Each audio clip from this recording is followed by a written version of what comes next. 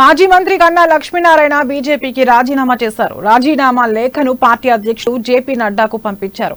ప్రస్తుతం కన్నా లక్ష్మీనారాయణ బీజేపీ జాతీయ కార్యవర్గ సభ్యుడిగా ఉన్నారు.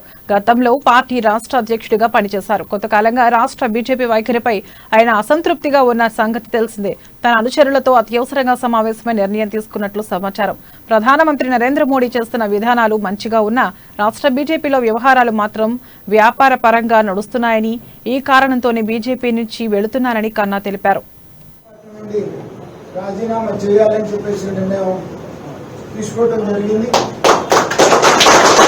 మనం పార్టీలో మనుగడ సాగించలేము, స్థానికంగా ఉన్నటువంటి వారితో అనిపించి నేను ఈ పార్టీ నుండి, భారతీయ జనతా పార్టీ నుండి రాజీనామా చేయాలని చెప్పేసి నిర్ణయం తీసుకోవడం జరిగింది.